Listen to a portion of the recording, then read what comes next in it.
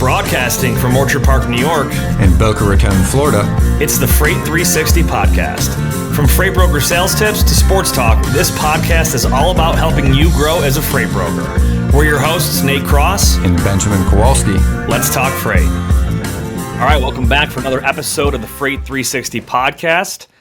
If you are brand new, you found us at a great episode. It's going to be all about prospecting questions. That's one of the ones we get asked about a lot, and we really haven't done an in-depth episode on it recently, so I'm excited to hop into that. Ben, how you doing today, man? Doing well. I am in the midst of prospecting myself, so I'm excited to go through kind of this topic from like literally a first-person point of view. There you go. I love doing it. the same thing. So anxious. Well, to it do is.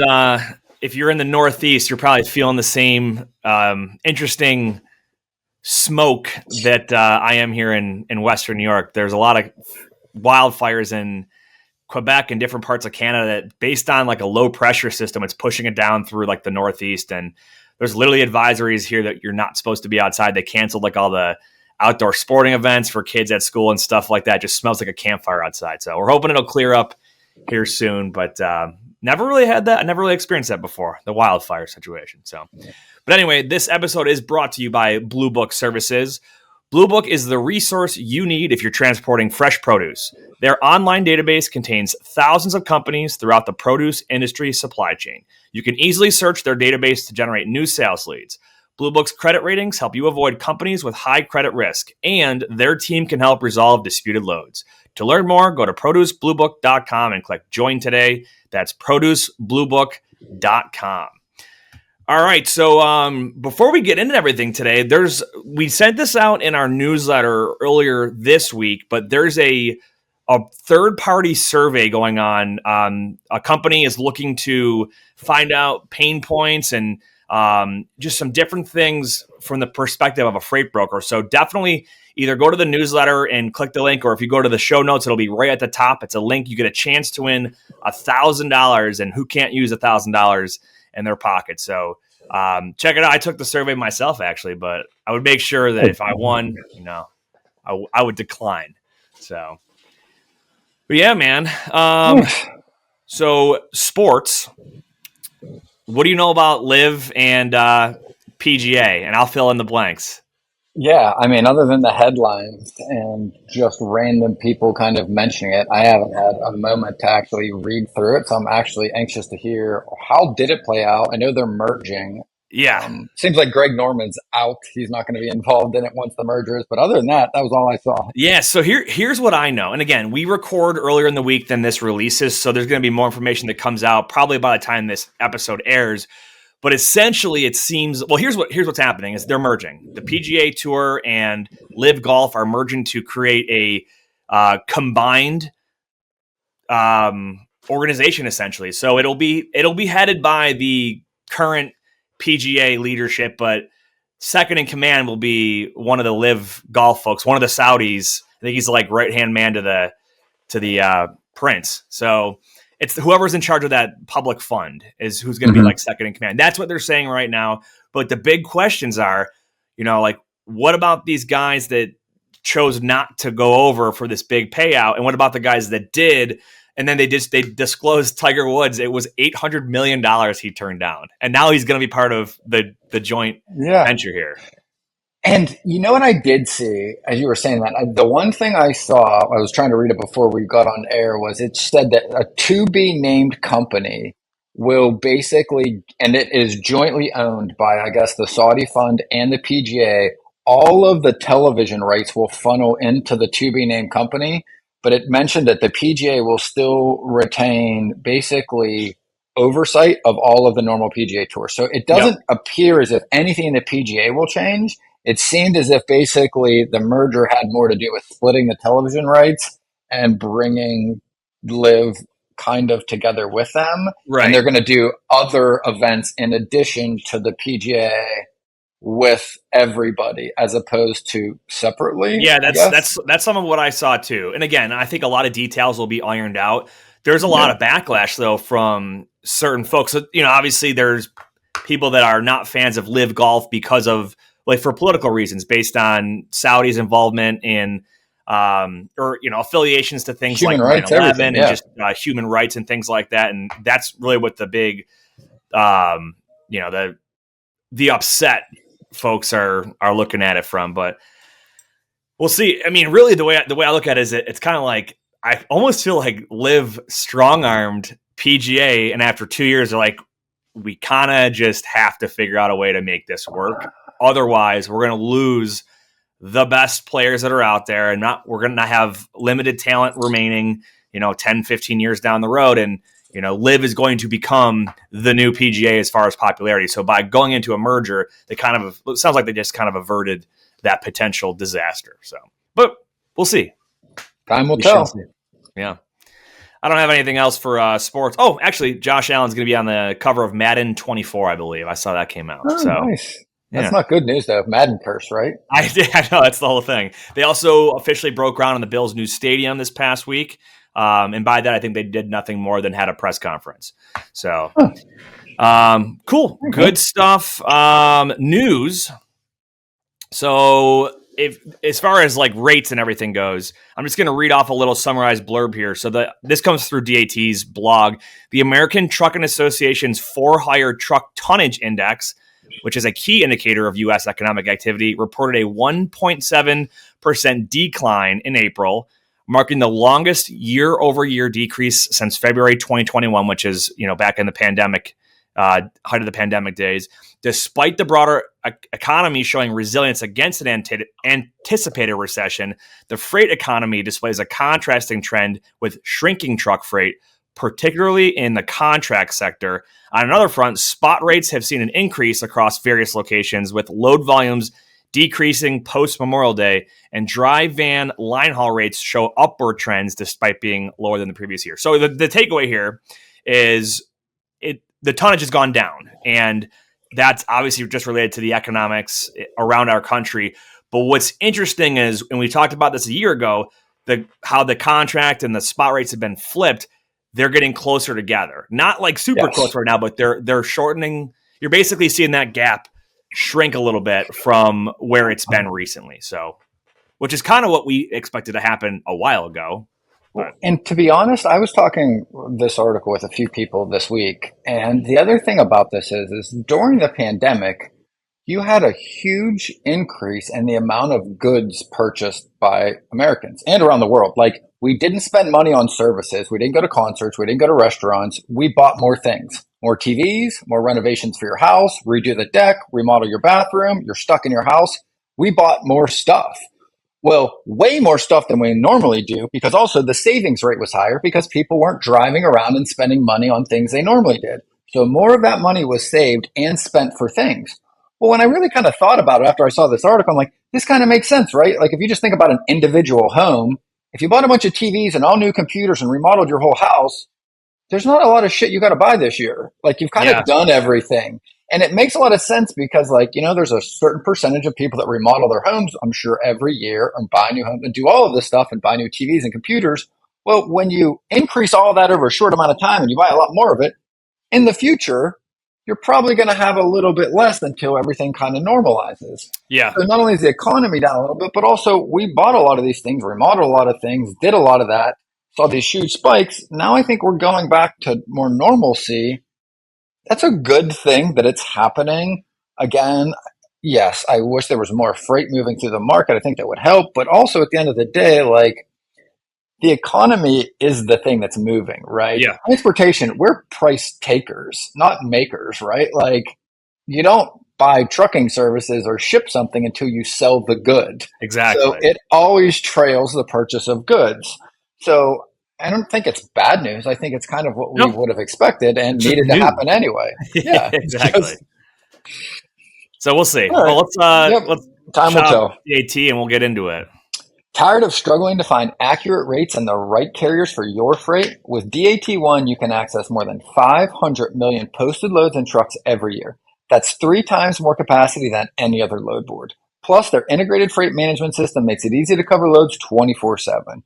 They have the most trusted network of carriers, brokers, and shippers in the industry. You'll get real-time rates on every lane, so you'll know exactly how much a shipment will cost before you commit to it. Plus, you get instant access to top bids from qualified carriers around the country. check out the show notes before you subscribe to DAT and use the link for a free month. I'm going to tell you how many people talk to us after the fact and say, oh, I forgot to use the link. We get credit for it. It helps us, it helps you, and it helps us bring you guys more content. Absolutely. All right. So today's main topic is going to be about prospecting questions to ask, when you're on the phone with somebody. So last episode, we took you guys through the basics and the fundamentals of prospecting when it comes to trying to grow your book, whether you're brand new or you've been doing it for a while. It's an activity that should be a part of your routine, whether it's all of your day or a small slice of your week. Either way, today we're going to talk about some specific questions to ask, because I have been on prospecting calls and listened in on other people's calls where they're really just they're kind of aimlessly wandering through without any kind of intentionality. Maybe they're asking a question that they should already know the answer to, or they ask an irrelevant question, right? So we're going to talk through some of the basic things, and I want to set the stage with, before you're on the phone and you're asking these questions, what minimal information do you feel, Ben, and then I'll give my opinion, do you feel you should have done as far as research goes? Well, again, we talk about this a lot. So for listeners, this shouldn't be new. You should be grouping your prospects by something, either by region or commodity or by equipment type. I go by commodity because, again, I think you learn the most from your prospecting conversations, that you can use that information into the next call you're going to make. So the research I do are related to the commodities. And it's information that I can use in every call, because you just don't know who's going to answer and who isn't. Like, I don't want to do a bunch of research on companies that I haven't been able to reach and might not reach for a couple weeks or maybe a couple days, because I'm going to have to redo it again anyway. That's wasted energy, for my opinion. Yeah. So I do it related to what's going on in the market for the thing that they make or manufacture. Yeah. So what I think is great is, and we've talked about using Google Alerts before, but let's say, for example, the market that you're going to be prospecting is steel, right? If you have a Google alert set to send you all the news and new web hits that involve the steel industry, you could spend 5 minutes in the morning and get just a deep dive of what's going on currently. And then that prepares you for 50 calls that you're going to make that entire day. So now I'll take it a step further. When you're going to call a specific company, I would say when you do your lead generation, so before you start to make the calls, you should know the name of the company, where they're located, a phone number, hopefully a point of contact. Maybe you're using ZoomInfo or you use LinkedIn. And if I didn't say yet, commodity of what they're shipping, right? So those are like basics. So you should know, you don't want to call some distribution company and ask them, hey, what commodity are you guys shipping? It's like, that's a really dumb question. Mm-hmm. They say there are no dumb questions, but you should know the general commodity, right? Now, To be fair, if you know they ship steel coils, maybe you don't know the size or the gauge or whatever the specifics of it, of that company in particular, and that's a good question to ask. So now that we've laid the groundwork, let's talk through some of the questions that we've got. Some bullet points here. These are in no particular order, in my opinion. So the first one I've got here is shipping volume, right? And what we mean by that is, for example, how many truckloads per week are shipping out of your facility, right? Or how many, if they're doing LTL, how many LTLs, how many pallets are going out per week, per day, something like that. Yep. And I want to add to this. You should be asking this in almost every conversation with somebody you speak with until you get the answer. And then in the future, you should keep asking it. And here's why. One, you want a point of reference for now. And I'll tell you a conversation I had yesterday. It was, hey, what do you guys do in ballpark? And I'll usually give them a range. Like, hey, what are you guys doing per month or per week? However you guys evaluate, I'm just trying to get an idea, right? And with this particular prospect, they were doing 20 truckloads a week, right? 20 vans. Well, the next question I asked was, hey, out of curiosity, during the peak of your production, when you guys were really pumping out as much as you could, I'm guessing it was probably around 2021, somewhere around there. And they were like, yeah. Hey, out of curiosity, what were you guys doing around then, load volume? Oh, we're doing about 35 to 45.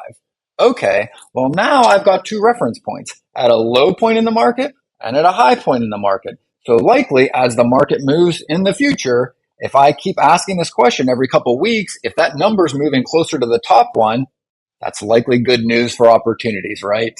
Yeah, exactly. And I'll go a step further. You can even ask what they're projecting for the following Yep. quarter or towards the end of the year. And additionally, if a commodity is seasonal, like Christmas trees or Mm-hmm. pumpkins or flowers, right? If they have peaks throughout the year or just any kind of consumable produce or fresh food, whatever the case might be, you should be able to have that conversation with them about when they particularly have their peak season, when they have their ramp up period where they're trying to line up transportation providers for these upcoming lanes. It's a great way to get yourself an idea of when they're going to need your services, whether that's right now or 3 months from now, or whatever the case might be. But that's important. Another aspect Yep. too is if they're not doing a lot of volume, right? It doesn't mean they're not a good fit to be a customer of yours, but you got to think about how much time you want to spend prospecting a company that really won't be able to be fruitful for you and be worth your time. So if a Yeah. company only does one truckload a week, you don't need to be spending 2 hours a week trying to prospect them and research them and do all of this, that, because chances are they might have a local carrier or another broker, and you may not even get a load from them every single week. It could be once a month or once every other month. Well, and here's the other thing too with shipping volume. Like rules of thumb that I was taught and I kind of go by is that like if you're not doing at least 20 full truckloads a week, there's probably not enough volume for you to really need a brokerage that often to make it worthwhile. And why that's the case is, if you've got one or two people working at a shipper and they're only doing 10 or 15 loads a week, or just take 10, 2 loads a day, they have all of the time in the world to talk to lots of trucking companies. If they've got a lot of time when they know when their loads are coming to be due as well, they've got plenty of time to plan and to really get the lowest cost. And guess what? Even if that truck can't make it because something goes wrong, they usually have enough time to be able to make phone calls to be able to get it recovered. When that Yeah. volume goes up and they're doing 20, 30 loads a week and you've got one or two people, now when a truck doesn't make it or can't make it for pickup, they need a truck sometimes in the next hour and a half or 2 hours. That's where your brokerage opportunities, arise, come Yeah, from. because I think a lot of people probably don't know this, but DAT allows shippers to have a shipper account on there. So they can go on there and they can see what market rates are for shipper to carrier, shipper to broker, broker to carrier, all that stuff, and historicals, and they can post a load. So if there's a small volume and there's one person or two people and they can manage all their day-to-day stuff and a truck falls out, they can post it themselves. But you're absolutely right. When they get past that amount of volume of shipments, they're going to have to rely on some sort of contracted or outsourced muscle, aka us as brokers, to be able to help them secure capacity. So that's exactly right. That leads to our next one, which is the lanes that they run. Okay. And I think the reason this is important, there's a couple of reasons, but I'm going to go with the not so obvious. So if you find out that their lanes are, and when we say lane, we mean origin to destination. So like Atlanta to Chicago, that's a trucking Shipping lane, right? Just to give that 101 definition. But if you find out that they're doing a lot of regional stuff, there's not, or just short haul, there's not usually a lot of opportunity for a brokerage to come in and offer a lot of value add, because it could be a lot lower transportation costs, not a lot of room for margin on there. And a lot of these smaller local or regional trucking companies tend to hop on those shorter, more regional style lanes when it comes to contract or the bid process, because it fits their capacity the best.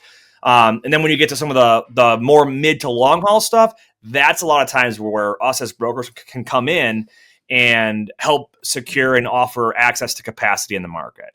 Outside of that, what would you say about lanes? So it's like specifically knowing where they're going to or coming from. Yeah, you want to be able to understand their shipping lanes because that's their supply chain and that is what you service, right? So understanding their common lanes where they've got lots of volume, but you also really want to understand the ones that are less consistent, right? Which is kind of the next one, and I'll lead into it, right? The next one is frequency of shipping, right? And I will rephrase that as the time aspect. Because yes, frequency is how many loads you've got coming up or how often that lane is shipped from the shipper's point of view. But around there is the time at which a shipper has between when they know a load needs shipped and when it actually has to be booked on that truck, right? Yeah. So just like for a brokerage, hey, I got a load tender. I got it. I need a truck in an hour. I have an hour. Well, from the shipper's point of view, they also get their orders in the same way from their sales department. Hey, close the deal. I just sold 4 truckloads to Acme, whatever. They've got to go out next Wednesday. So if they've got a week or two or a month before that load picks up and they know it's available, the more time is there, the more likely it is to go to an asset company. Yep. Because again, an asset company works on predictability. They're willing to usually give a lower rate for more volume of work that they get in return for the lower rate. And the reason they're willing to do that is because it's a trade-off for both of them. They like the lane. It fits their trucking company's business model. And from the shipper's point of view, they get a little bit better to guarantee the load volume to one carrier, right? Yeah, I'll take it a step further. So I remember a bid in particular that I was working on about 5 or 6 years ago. And part of the process was they provided us with, here's all the lanes that we ran last year. Here's the equipment type, and here's the number of times we ran that lane. So the ones that were like over 1,000 instances per year or 500, right? Those are the ones that asset-based companies are likely going to hop on and be competitive on their pricing on because they're reliable and predictable. And then you go to the bottom of it and you see some of these where they had 1 or maybe 3 or a dozen, right? 1, it may not even happen this year, right? That could have just been a total one-off order that they had for somebody, and that was the case. But when you can see that and you see those lower density lanes, that's where you can start to add value when offering access to the spot market. You don't have, just because they only run this lane, 3 times a year or once a month, doesn't mean you can't bundle that with 5 or 6 other lanes, and then you've got a good quality customer that you can service out of multiple different locations for them. So that's really the big thing I would say on frequency. Yes. And I would say the other side of that coin is, again, more predictable, more likely to go directly to a trucking company. The less time they have, the more likely it goes to a brokerage until you get to a short enough time frame that it becomes really obvious, right? If you have a trucking company, even if you wanted to ship this lane for this customer, if they told you 2 hours before it picks up or the same day, the likelihood you're going to be able to have a driver empty at that time and close enough to that pickup is so unlikely that it just never works. Yep. That's what we provide to the market. So the questions you want to ask when you're looking at bids or in a conversation with your prospect or your customer are about the lanes that Nate pointed out. So if it's an annual volume, you want to just divide by 50. Hey, is this once a week? Is this twice a week? Is this every week? If it is less than once a week, it's way more likely to be a broker load than to go to a trucking company. And then you want to ask the questions about that. Hey, out of curiosity, are these one-off orders that you guys had last year? Are you expecting them this year? Are these customers that just kind of buy last minute? Just trying to understand how likely some of these, smaller volume lanes are going to be in the upcoming year. Hopefully the answer to that gives you the information you need to be able to bid correctly and to determine if that's really the ones you want to bid on. Because again, bidding across all of them doesn't really help you. It's just additional work for you on lanes you're not likely to be awarded anyway. Exactly. So next up, we have the vetting criteria for their providers. So what we mean here is, what are the requirements for a carrier or a broker or any transportation provider to be onboarded to this shipper? So, for example, is there a contract? Is there a vetting process where they have to check out X, Y, and Z? Are you talking to the right person, right? Is it their decision or is it their boss's decision? Does the procurement department and the traffic department, do they operate separately, right? These are really important things to understand, because you may not, there are a perfect example is certain government contracted business or just certain larger companies in general. If you've not been in business for 1, 2, even 3 years, sometimes you don't check the box. You just don't. It does not matter. You have to wait. And I'll give you some just easy rules of thumb to remember. The more requirements they are and the bigger they are, the smaller their carrier base is. Like the higher their insurance requirements are for a shipper, the less carriers will meet them, which means the less amount of capacity they have access to, which also means they're more likely to work with a broker, right? Yes. So when you're talking to a shipper and they're like, yeah, we've got, $5 million liability requirements and $1 million contingency, or like these huge numbers, guess what? Those are going to be the people most likely to want to work for the brokerage, because they can't find the capacity usually that everybody else can. And it's for this very reason, right? Yeah, another example, like really expensive, high value stuff. Yep. Very time sensitive. Like if the more complex, the less the average smaller trucking company, which is the majority of trucking companies, the less likely they're going to want to work on that kind of freight. But as a broker, if that's your specialty, you can do very, very well, right? Being able to, if you already carry the insurance that's necessary, or if you can go out there and buy an all risk or spike policy, to cover the carrier that doesn't have that by themselves. And I went through this with a client last week. There's also the ability to use, we did an episode with LoadSure where you can do it on a per load basis, where you can still meet the requirements to be Yep, able to haul that load without having to pay the overall policy for the whole year as well. exactly. Well, cool. Next up, I'll let you take this one. This was yours. What do we got? So categories, and lots of brokerages will train on this. And I think these are really good categories and like the types of questions you can ask, right? And from an overview, your types are, you have challenge questions, you have consequence questions, you have operational questions, you have prospect focus questions, and solutions questions. So I'm just going to read off a couple from each category. So like a challenge question is, what kind of issues or frustrations do you deal with when you're moving your freight? What was the last major issue you dealt with in regard to transportation? What is the most important thing to you about your freight or your carriers? Which lanes or loads do you maybe struggle with, right? You're challenging and trying to understand where the issues may be, right? Now, if you're asking them, and we have lists of all of these that are available on our website as well, but you want to ask those questions so that you can kind of lead into your next category of questions. And there we go. Is that And I just consequence? lost. It is, The yes. one that I So if always think you about, and this we've had this happen a lot, is what happens if your shipment does not arrive on time? Or what happens if correct. there's damage to your shipment? What is the consequence? Do they lose a customer? Is an entire event missed? Is a drilling site not operational? Is a plane not able to fly in the air? These are massive consequences. Yes. What does it do to your customer schedule if you got to push delivery times back? Are you personally held responsible for the trucks that you book on loads? How do rates affect the quality of carriers that you use? Have you ever had issues or rejections with your customers from late or damaged loads? What happens if that continues, right? You're literally asking them the consequence if they continue to use carriers that are less than average, right? You're making them admit out loud the cost of using, honestly, less quality carriers for their work, right? And Yep. then we've got operational, which we kind of covered in our first couple, but they're like, tell me a little bit about how your shipping's organized. What kind of trucks do you use? Do you use any other types of trucks? Do you handle inbound and outbound out of this location? Is your shipping arranged out of the central office, or do you tender it independently out of each location? That gives you a better understanding of literally how the business gets disseminated out of the shipper, right? Does it come out of one place? Does every kind of location send their loads? These give you better understandings of how you would actually work with them and provide value to that shipper.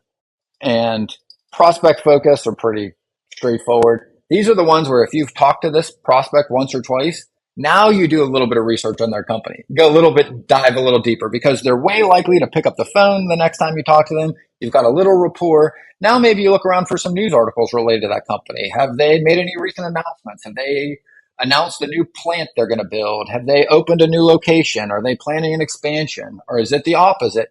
Either or, anything relevant in the news is a prospect focused question. And then lastly, solutions. If you've asked enough challenge questions and you've been able to challenge them into the consequences of those actions and you've understood their operations, hopefully you now have a better idea of what works, what doesn't work, where their needs are, where they aren't, and how to provide something that they actually need. And this is very different than the sales approach of offering everything and hope that they want to buy something from you. That's not the way to approach it, right? You start by understanding the person you're speaking to, what's working, what they need, where they could use your value, and then you tailor that to their need. You don't start with what you have and hope that they need what you have, right? It's ass backwards. Exactly. I mean, because you could go right up front, offer them a whole bunch of stuff that they have no use for. And I'll add Yes. another category in here, and I'm not sure if that's what you had listed as openings, but I think about the more personal questions, right? It's not always all business all the time, right? If you are Yes. talking to somebody, hey, how was your weekend? How's your morning going? I always love like, hey, how's your day going so far? It's super basic, super easy, but Yep. you know, sometimes people just come out, the big talkers, they'll just out of nowhere. They're like, well, My it's been a crazy day because blah, blah, blah, blah, blah. yes. My So cheesy one that I always throw out there is like, hey, I'd complain, but nobody would listen and it wouldn't do any good, right? And like almost everybody just kind of chuckles, it lightens their mood, and usually something like, yeah, I know. And they'll maybe tell you about like, oh, it was a hell of a day, but hey, it's not as bad as it was. It seems to be getting better. Like you will get some response and then you can move in the direction to where you're building rapport, right? Whatever that is. Like you said, sports, weather, doesn't matter. Small talk is, I feel like, your best, most effective opening. and I think there's something to be said about you being able to hear and pick up on their tone of voice. Do they seem out of breath? Do they seem rushed? Do they seem frustrated? Do they seem calm, relaxed, happy? Those are all indicators of what direction to take, a conversation to. So if somebody answers the phone, they seem super rushed, like, hey, what's going on? How can I help you? I wouldn't start by saying, hey, this is so-and-so over at blah, blah, blah logistics. I've got trucks in your area. Do you guys have a need for blah, blah, we cover that. No, they don't. They're going to hang up on you. They don't have time for that. So you have to read the room, essentially. Yes. And I think another good rule of thumb is you want to try to match the rate of speed or the pace a bit so that you, again, to your point, you're closer to it. Like in the Northeast, they tend to speak faster. If you're talking to somebody in New York, they're at a much faster rate than if you're talking to somebody usually in the warmer climates where it is just a slower pace of everything, right? And from somebody that's lived in both sides of the country, there are very differences in just the way we go about life. And these are things that help them understand that you understand them, right? Yeah. I said that correctly, right? Yeah. I very often have to force myself to slow down my rate of speech because I'll go guns blazing. Even if I'm just talking to somebody that I work with or do regular business with, I have to force myself, like, slow down. They don't drink 2 Monsters a day and 8 cups of coffee. They're a little more chill and, laid back. So that's a very, very good point.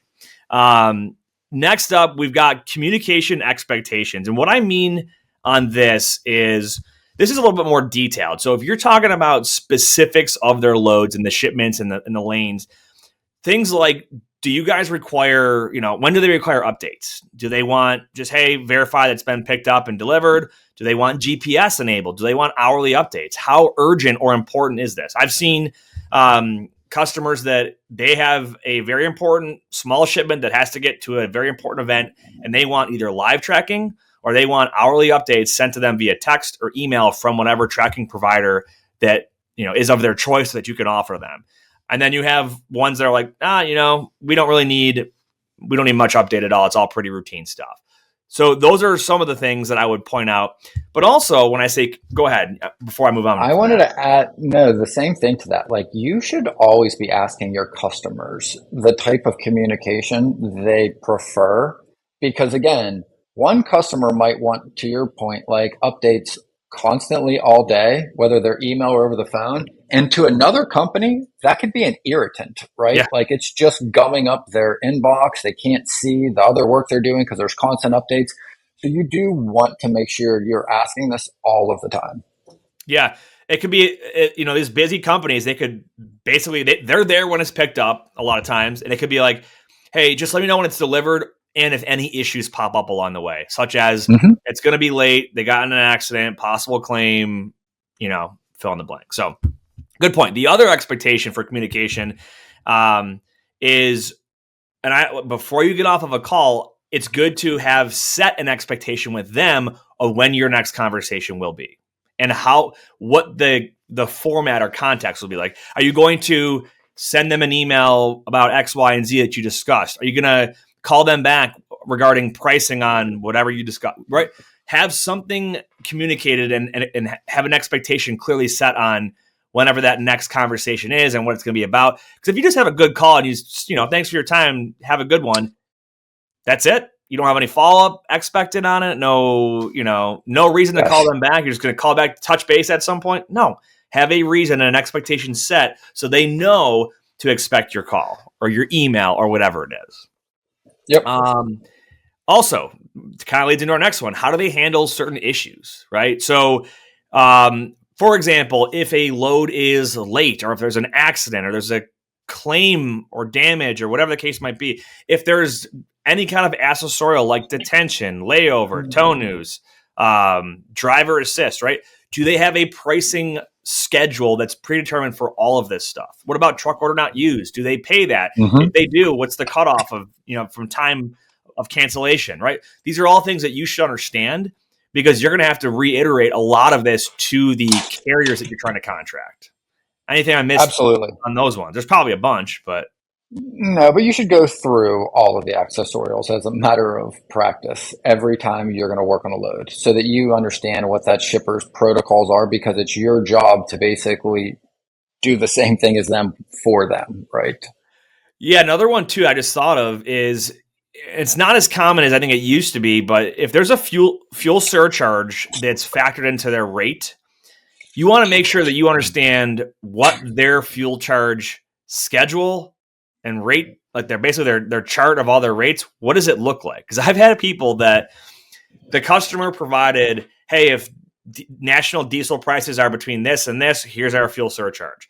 But instead, they thought they were using the one that Truck Stop sent out every Tuesday or whatever it was, and it was a big billing snafu. So make sure you understand the little things like that. Also, their billing process. Like, do they, how does their invoicing work? Do they require just a POD, or do they want a POD and a scale ticket, or do they need in and out times? All this different stuff. And do they need a POD at all? Some don't. Some customers just like, hey, send us the invoice as long as it's been delivered clean.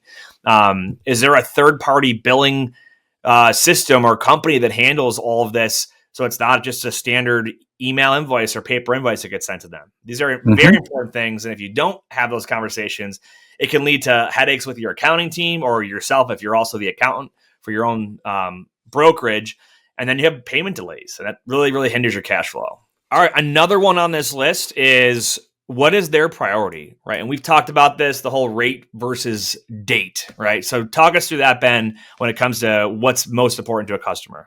Well, I think good rules of thumb, right? Like, I always kind of use this in my head is, you're either going to one of two things. And again, this is a looser market. This is probably more applicable in a stable market where there's probably equal loads to carriers. It's kind of not lopsided, but the conversations are like, hey, if you really want this rate, then I need to know when it's picked up by. Like, I need more flexibility to be able to find the carrier at a rate you want if you are stuck on your rate. Now, if your priority is date or service, meaning it needs picked up today at 3, it needs to be delivered on Friday at 9 a.m., I have no flexibility on the date. So I now need some flexibility on the rate. And I'll usually do this conversationally, and I'll give them a range. Like, hey, if I think the market is 25 to 3 grand on this lane, the median to the high maybe, and they say, hey, you've got today or tomorrow to pick it up, and you can deliver it Thursday or Friday. Well, in that sense, like, I'm more inclined to give them the lower end of the rate, and I'm willing to more likely be able to get a carrier for the price they want because I've got more time. Now, if they are very time sensitive, and again, if you got loads that are all by appointment and everything, and those, if I'm quoting them in the spot market, meaning the load just came up and it needs booked like today, then I need more room and flexibility to get them the carrier that meets their procurement requirements, like we discussed earlier. Again, if they've got really stringent, procurement requirements, I'm going to need on the higher end of that average, right? And I had this earlier today. I have a customer, and this is a good example. It was aerosol, so it's hazmat, and it was 25 loads a month, so it's volume, right? Well, in that instance, like, I know I'm not likely to get the lower paying carrier for every one of those loads because, one, it's a lot of volume. Two, it's hazmat, so it's got a stricter requirement from the procurement side, and there's just less carriers that are going to meet those requirements at that volume. So I've got to quote it on the higher end of the range, right? So that's kind of the rate versus the date concept. But the thing I also wanted to say is that not all freight is created equal, even out of the same shipper, right? Like, and I think this is a big misconception for carriers and brokers is that when you see a bid sheet that you think all of these loads are just the same, because when you talk to the shipper, they kind of treat them all the same, and they will bid us as brokers all against local asset carriers, like you were talking about earlier, that have negotiated lower rates over years because they've got other local shippers that they work with and they've matched up lanes that fit for them. That's never going to work in the open market. You can't pay an open market rate and be able to get those same criteria. You're going to have to pay more. So freight is not all created equal, even within one company you're working with. So you want to ask questions to understand the freight that you're actually going to work on for them. Is this a last minute load? Is it an extra load that just came through last minute? Were you expecting this? Is this a load that's been there for a week and you've covered it and recovered it and recovered it because people keep falling out on you? Well, in that sense, well, they're probably trying to pay too little and carriers just keep rejecting the load. Well, if you go to try to do the same thing, you're going to just run into the same problem they did and go to work for free. So you really do need to understand how important this freight is from the shipper's point of view compared to the other freight that might just be regular day-to-day shipments. Yeah, let me give you an example. Fairly recent. Had a carrier fall off of a load. Also, very similar example. Had a carrier that was just late because it was poor quality, and which is what you'll get when you get the cheaper end of the spectrum there. But the consequence on the other end was there were cranes that were being rented. There was a crew that was being paid hourly to be there to offload this equipment when it got to the destination. Great and example. In multiple instances, the truck was not there, whether because it fell off and a truck got hired too late, or the truck that was there just broke down and ended up being late. Whatever it was, the delivery was missed. And now there's these costs that are incurred for the rental of a crane, like $1,500. And then the cost for the crew per hour that they were, quote unquote, on duty, waiting for a truck to show up that never showed up. So those are very, very important things to understand. Lastly, any special requirements, and we did kind of talk about this a little bit earlier. Do they have an insurance requirement that it's maybe outside of the normal? So do they have a higher liability insurance requirement for their brokers? Do they have a higher cargo insurance policy requirement for their drivers? Is it only on some loads? Is it on all of their loads?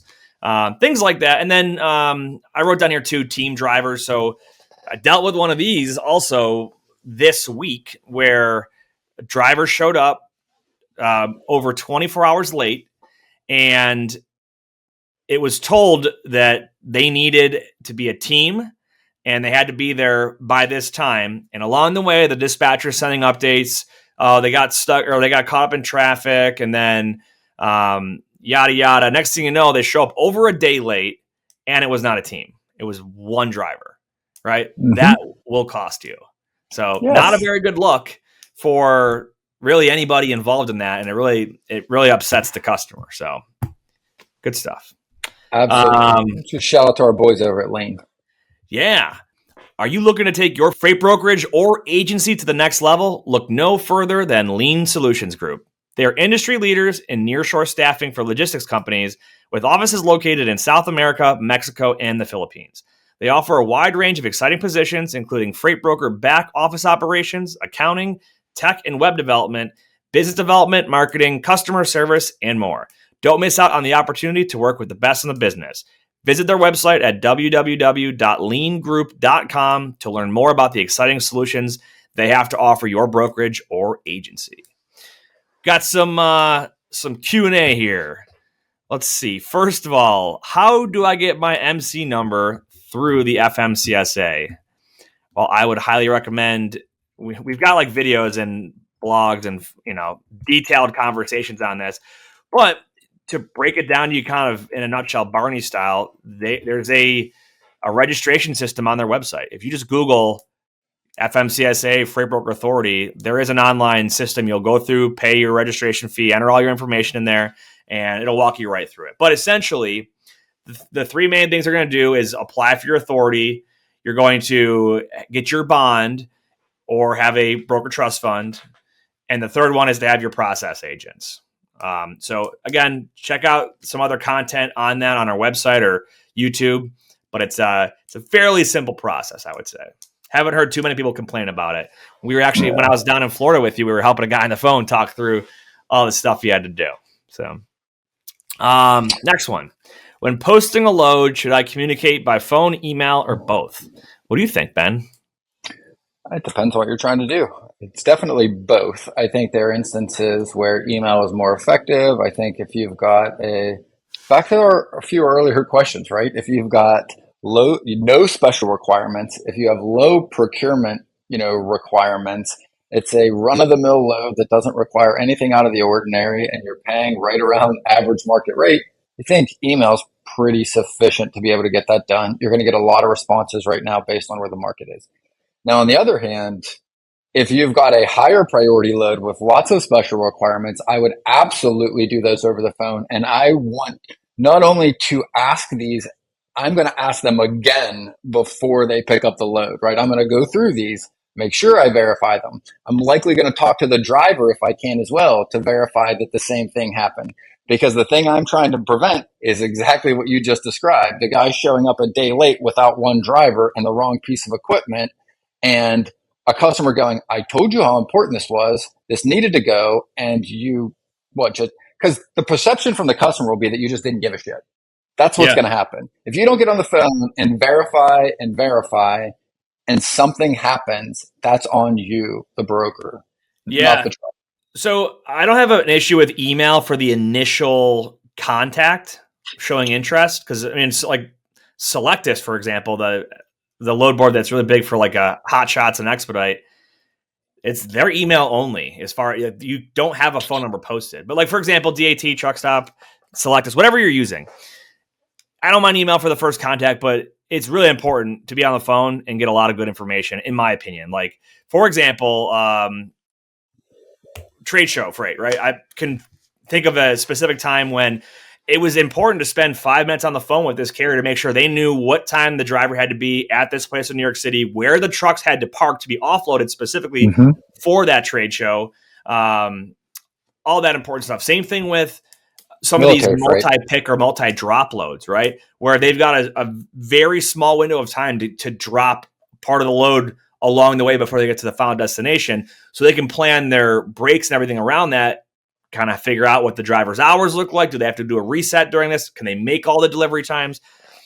You really can't do that over email. And lastly, getting stuff like driver name, truck and trailer number, all the stuff to protect yourself from fraud. Yeah, one of the accounts that I used to manage was military, and we would always do this over the phone. And some of the odder ones that we always asked was, do you have any past due child support or any outstanding warrants? Because we definitely had come across a driver that just got yanked by the MPs. And then we would talk to them after, and they kind of enjoyed that. They're like, yeah, man, we love busting people for unpaid child support when we run their IDs before we let them on the base. So that was definitely one of the things we asked and asked again to make sure, because we don't want to put anybody in that position either, obviously. And it did come up from time to time. That's funny.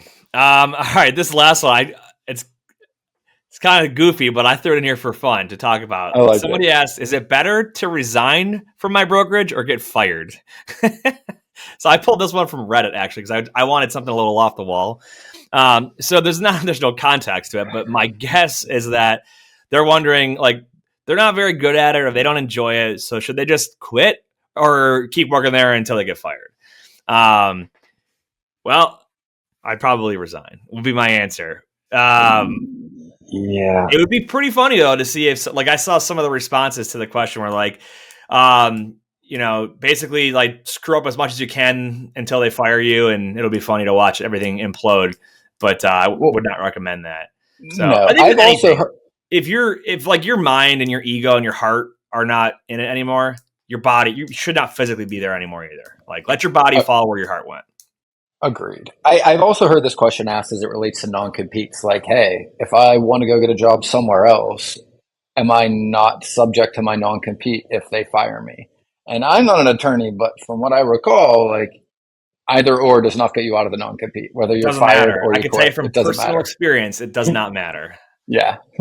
What is different is unemployment benefits. If you quit, you're not eligible for that. So like, I'll just tell my quick story.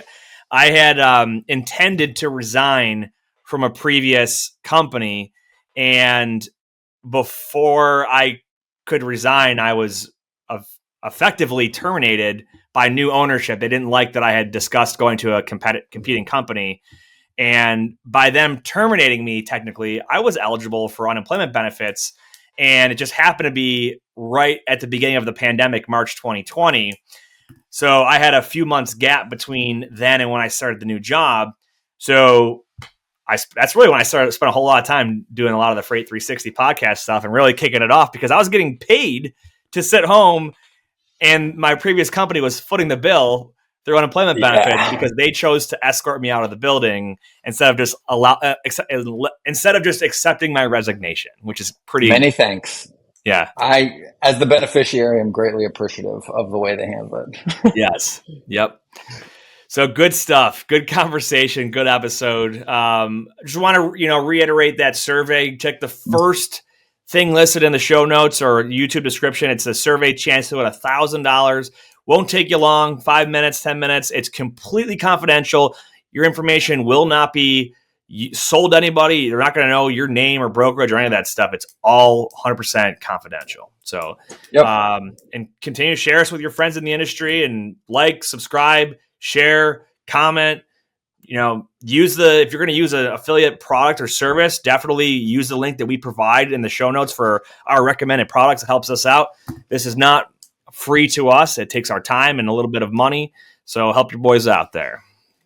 Yeah, the other thing I too want to put out there, we get this question a lot over the past few weeks is, do we have a freight brokerage course and do we offer training? We do offer both. Freight Broker Basics is available through our website or a link in the comments. You can go to freight360.net to see more on coaching and to purchase that course if that's something you're looking to get into. And we are just buttoning up our next course, which will be geared towards assets, owner ops, and trucking companies. So be on the lookout for that coming up in the next few weeks, the next few months, also with DAT. Absolutely. Good stuff. Any final thoughts, Mr. Kowalski? Whether you believe you can or believe you can't, you're right. And until next time, with Josh Allen on the cover of Madden 24, go Bills. That wraps up this episode of Freight 360. Check out the show notes for links to anything that we've referenced on this episode. And make sure to visit us online at freight360.net to see our entire library of episodes, videos, blogs, and more. And make sure to check us out on Facebook and subscribe to our YouTube channel for daily and weekly tips and content. And if you'd like your question answered on the show, fill out the Contact Us form on our site, and we'll see you next week.